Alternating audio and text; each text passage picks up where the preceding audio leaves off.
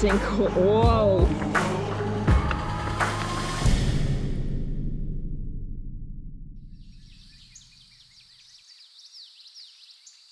Today's the day. It is finally happening. Starting the seawall today with some friends. It's bright and early. Just getting all packed up here. All right, let's go. So some of you are probably wondering what the heck even is the Seawall Trail. I've never heard of it, and there's a reason for that. It's not yet built. The Seawall Trail is a proposed multi-day hike in northern Cape Breton, meaning there's no actual trail yet. The proposed 48-kilometer route is located in northern Nova Scotia and will run from Meat Cove, the northernmost town in the province, all the way to Pleasant Bay. The plan is to have 4 huts along the trail where you'll be able to sleep and cook in each night, and another 20 kilometers of day-use trail. I've been wanting to hike the route before it gets built for almost 4 years now. So I had plans about 5 or 6 other times to do this trail, and they always fell through for various reasons. I got a throat infection. It landed on my last ever graduation day from university. I had to move from Halifax to Cape Breton. I can't believe this trip is finally happening. 1 year after the first planned attempt, I was on a helicopter flight from Margaree to Meat Cove and was able to see the remote area the trail would go through for the very first time, which made me want to do it even more.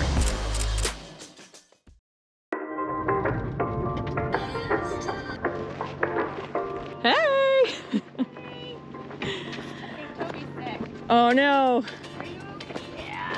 We're dropping one vehicle off at the Pollett Cove parking lot and gonna take the other up to Meat Cove to get started. All right, next stop, Meat Cove. These are my friends David and Skylar. We were supposed to do this hike together several times since the first trip I planned in 2018. So I lied, we are actually stopping at the Highlands hostel first to pick up the rest of the crew. Now we're actually on the way to Meat Cove. All right, we're here. So we're getting started on the Lowland Cove trail today. So yeah, we're starting from the campground here and the weather is so nice. Couple last minute adjustments. All right, it's beginning. Are we there yet?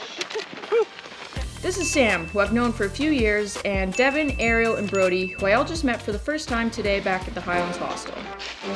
Just made it to the top of the first of many hills and mountains, and it is pretty hot out, and there's like no wind, which is kind of rare for up here.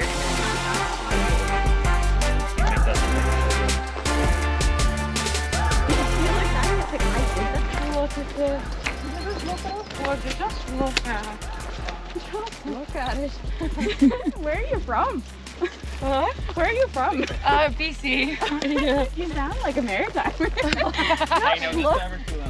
Made it to Cape St. Lawrence.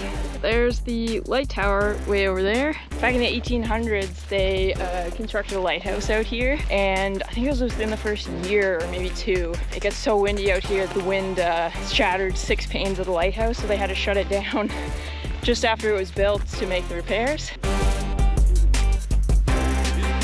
There's also some cows and horses that graze here in the summertime, and there's a bull that is particularly nasty who will actually like jump up on its hind legs and charge people. You can see some animals way over there. Not sure if they're cows or horses yet.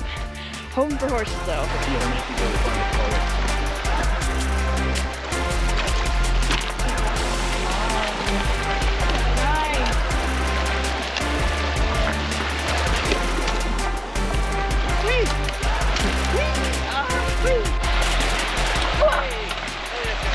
Nice. I don't jump well. It turns out the animals we saw from a distance were horses, and there was even a little baby one too. These horses and the ones further along in Pollett's Cove aren't wild though. They're owned by locals who bring them there in the spring to freely graze until the fall when they're brought back home for the winter. We are coming up on Lowland Cove here, as you can see in the background. And this is where the real mountains start. Tomorrow we'll be going through a section called the High Capes, which just look epic. I want to save my drone battery for further on, but I shot some drone stuff here last fall, so roll the drone sequence.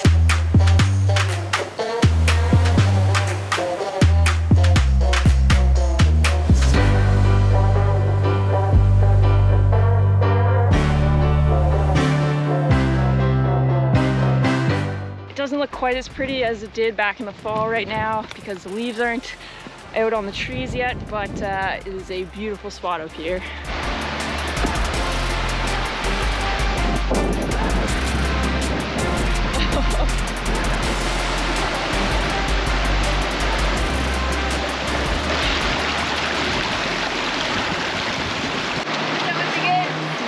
Yeah, let the bushwhacking begin. The end of the trail in Lowland Cove marked the beginning of the real adventure. The remote area we were entering has no trails, so we would be bushwhacking and navigating our own until reaching Pollett's Cove in 2 days' time. Oh, flies are crazy. After bushwhacking over the last mountain of the day, we descended out onto a steep but open section along the coast where we could finally see where we were going to be setting up camp for the night off in the distance. First moose skull. Nice jaw. There's the jaw.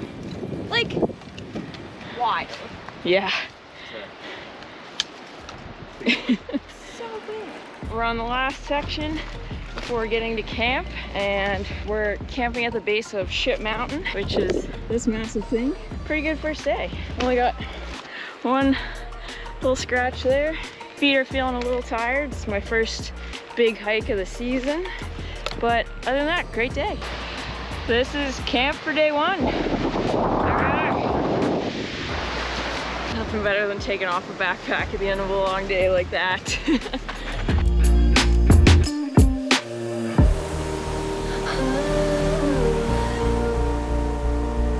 So Sam was filling his water bottle and the cover slipped off his Nalgene, and so it might be in the ocean.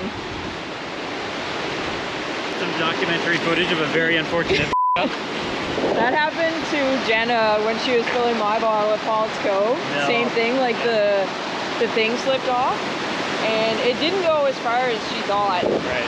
But this river's a little faster. It's a fast so... one. What I'm hoping, Skylar pointed out that if it's full, it'll probably sink, and it was full when I dropped it. Yeah. So what I'm hoping is maybe somewhere in there in that fast little bit, it might be at the bottom. Yeah. Update. I think Sam just found his water bottle. Somewhere in there. I'm so proud of you if you do this. Water would be so cold right now too.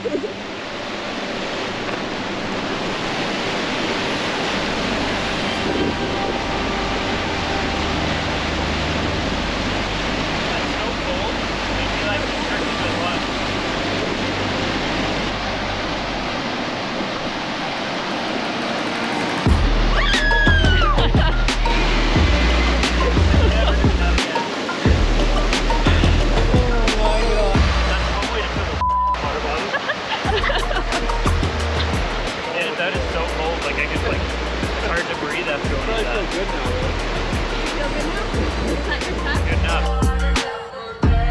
We spent the rest of the evening eating, chatting, and drinking some red wine that Brody was an absolute champ for carrying in. Camping at the base of Ship Mountain also gave us plenty of time to stare up at it and realize how steep it actually was, and the difficult terrain we'd be going through tomorrow.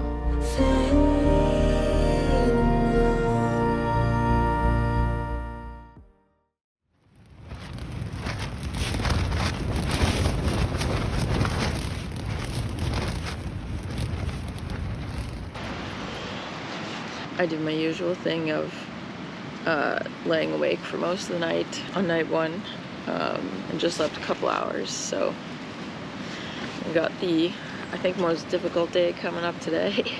So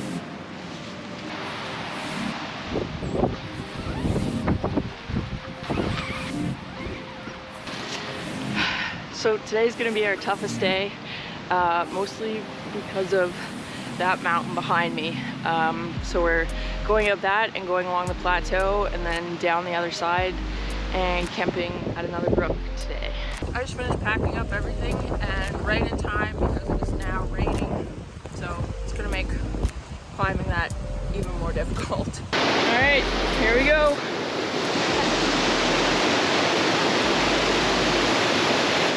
Luckily, the rain stopped after a bit, and we kicked off the biggest day of the trip with a river crossing.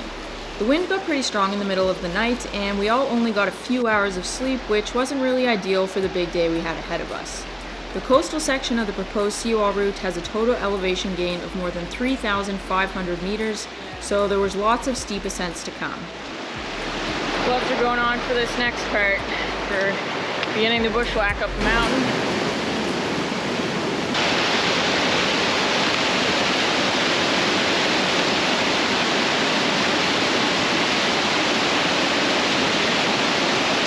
After crossing and following the river for a bit, we started the climb up the mountain.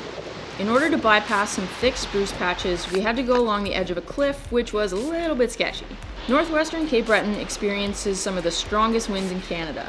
They're called Les Souhaits winds, and gusts can reach speeds of 200 kilometers an hour. Not like the best shaped Christmas trees. It's a 3 out of 10. Because of these powerful winds, the spruce in these exposed areas are small and stunted but extremely thick, which makes them difficult and in some places even impossible to go through. This is also why we're wearing pants and gloves, because the needles are sharp when you're forcing your body through them. The spruce is so thick, my foot doesn't even touch the ground. This is wild. Can't even see my feet.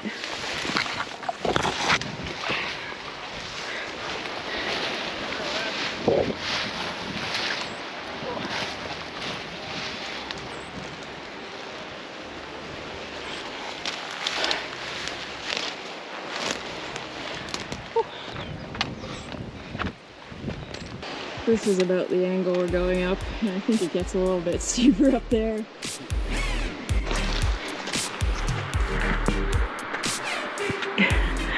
It got steeper the higher we went, and after climbing out in the open for a bit, we hit the tree line and we're back to bushwhacking, but this time on a very steep incline.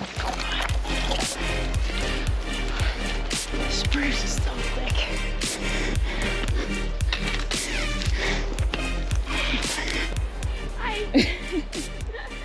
You just like pop out of nowhere in this thick spruce. In the abyss of trees. Yeah. I wouldn't say pop, I'm just like slowly slugging my way through them. I'm not a pop drinker, but that sounds really nice right now. Yeah. Cold drink. Oh. Cold root beer. Oh. Root beer, good show. Oh man, root beer? Oh, I love root beer. And letting go. Guys going? And letting go. I mean, it's... One, two, doesn't matter. And letting go. Guys going? And letting go. I mean, it's... One, two, you had a person. Nice movie.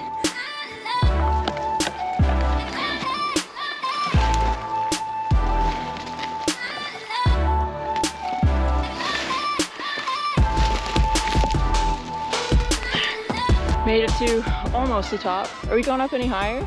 Or yeah, just that little bit. There's still so much more. Oh really? You just can't see it? Yeah. On the other side of that? Yeah, you don't get a view like this though. Oh, okay. Yeah. Yeah, it's a pretty good view. Guys going? I mean, it's...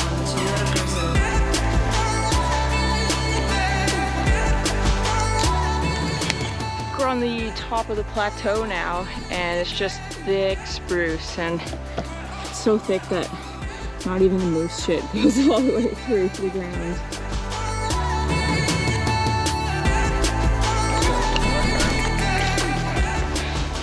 Just got muddy water in my boot from Oh wow, that is... sinkhole. Whoa! Oh my god! It just keeps going. That is crazy. Wow. Yeah. Following that all the way down, and then I'm gonna stop for lunch. Just made it to Lower Delaney and finally stopped for lunch. Actually, just kidding. We're gonna go a little bit further and try and find a good spot to cross.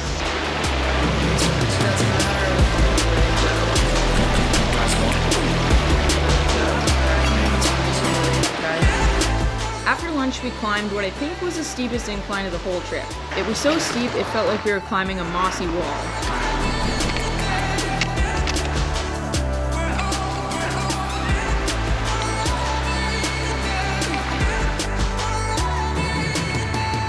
That's the brook we followed down between those two mountains, and the fog is rolling in. How was the climb? made it to the top. Well, almost at the top.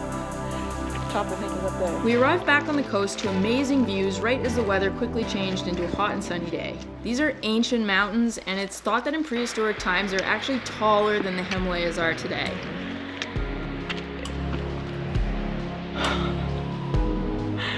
What the heck?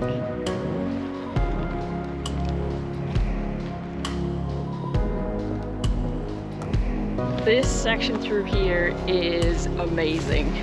Like, both directions, just epic views.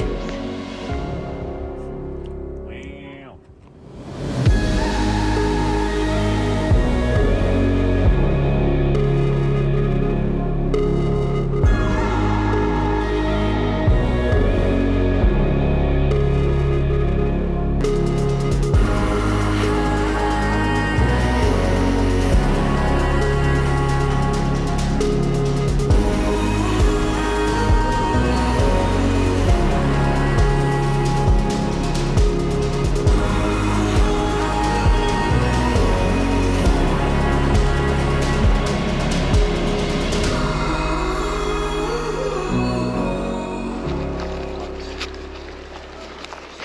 We're descending Seawall Mountain now, and so we've got to go all the way down there.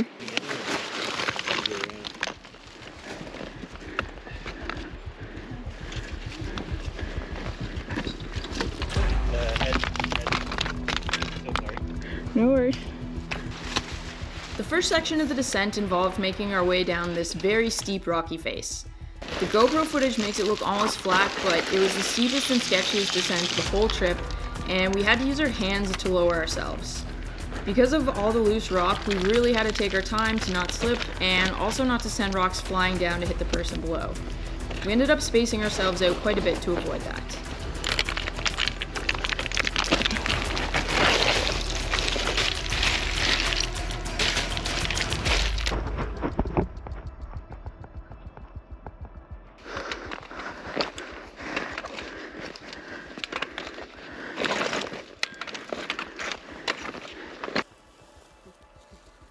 That boy's hammer. Everyone made it safely down the first section, but that was only a small part of the descent. The rest of the way down was through scree with bigger rocks where we had to be careful not to knock rocks loose or twist them. Going down this scree section, it's a little sketchy. The geological zone that we were passing through is the oldest formation in Nova Scotia at around 1 billion years old and is only found in northwestern Cape Breton.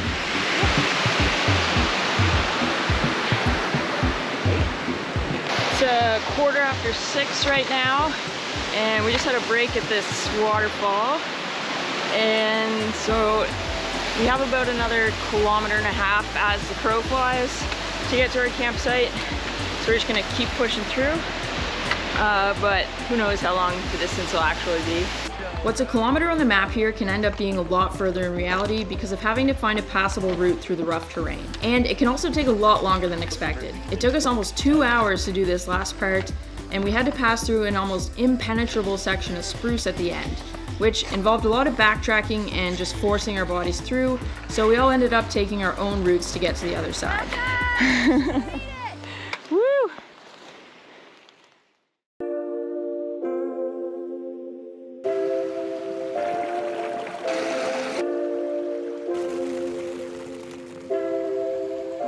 So we woke up to a foggy and rainy morning. Yeah, yesterday I didn't film anything, basically.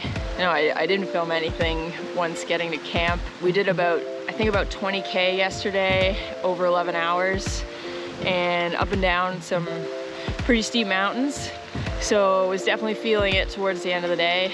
But today we have a much easier day than yesterday, and the destination for this afternoon is Pollett's Cove.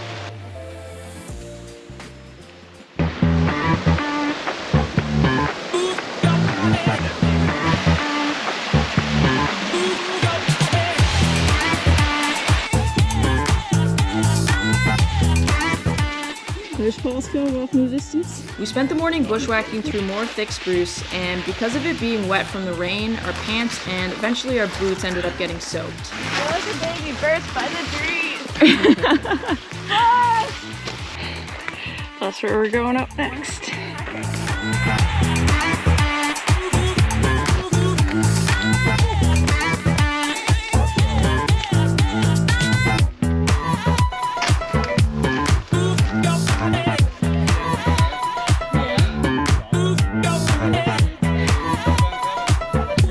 We're wild. Yesterday. You've got quite a bit of forest on your pack there, Sam. Do I? Oh, yeah. Oh no. God. Yeah, I carried half the trees up in my back. Yeah. I have a spruce tree in my back too, down my shirt. I found so much when I got in my tent last night. I was pulling like little branches out everywhere. Yeah.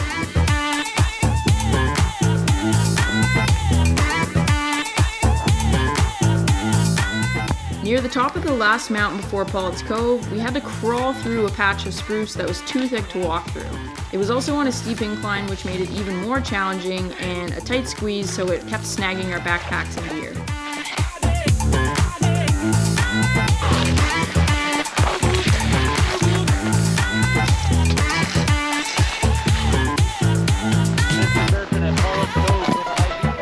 Oh, that was a tight squeeze. Take some branches with your morning. Personally, I like 3 or 4 in my coffee. You can start today. We'll collect a few in there. Basically have to like go on your belly on this.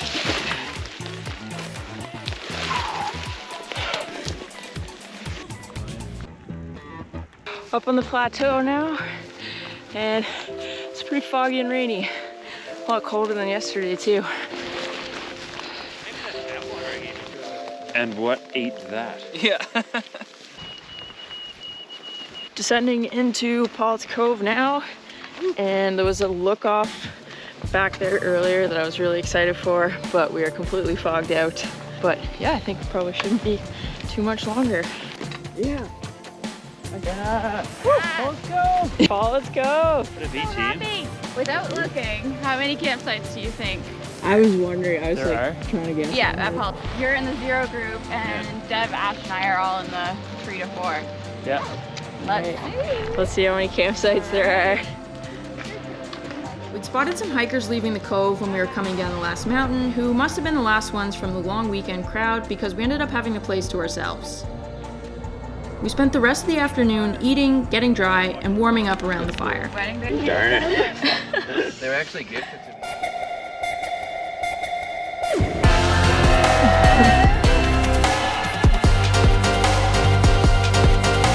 We got treated to an amazing sunset, and even though we still had a hike out in the morning, getting to Pollett's Cove felt like the finish line because we'd done the hard part.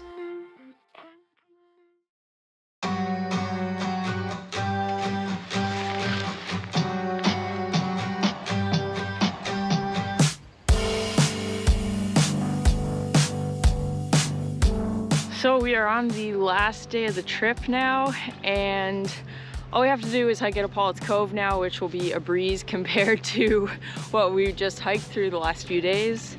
Last night got really cold, a very clear night, so the stars were amazing last night. But yeah, got a great sleep, and it'll be an easy hike out today. Pollett's Cove is an incredibly beautiful and special place, but there's unfortunately a problem that's been getting increasingly worse here: garbage. In the last few years, I've noticed a big increase in the amount of trash, abandoned camping gear, and food left here. A heavy pack is no excuse for littering or leaving anything behind. Always make sure to pack out everything you take in and leave no trace. Another issue here that's not often talked about is human waste. Solid waste should be buried and not left on the surface. But a quick walk in the woods near the river shows that many people aren't doing this. This bad practice will cause the river, which is used as a source of drinking and cooking water, to become contaminated with human waste. Also, do not poop beside the trail. Toilet paper, isn't it? Oh, yeah, you can see some brown in there, so I don't know. I don't know if I want to do that or not. Well, we're gonna throw it out.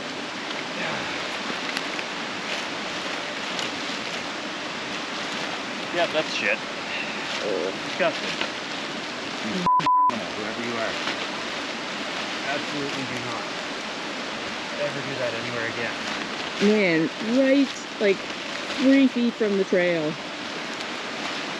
Who the hell? I think that's the last thing going in that bag.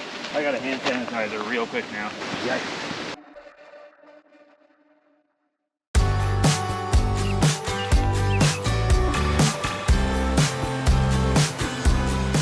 Have to cross this river. It's probably gonna be pretty chilly. Let's see.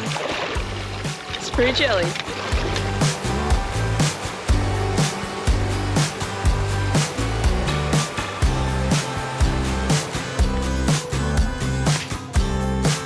Boots are mostly dried out from yesterday. A good trick for drying your boots out if they're wet is to heat some rocks on the fire, like on the edge, and then take them out and let them cool enough that you can touch them and they won't burn the insides of your hiking boots. Then you put the rocks inside, and so it dries it from the inside, and you can have it near the fire so it dries it from the outside as well.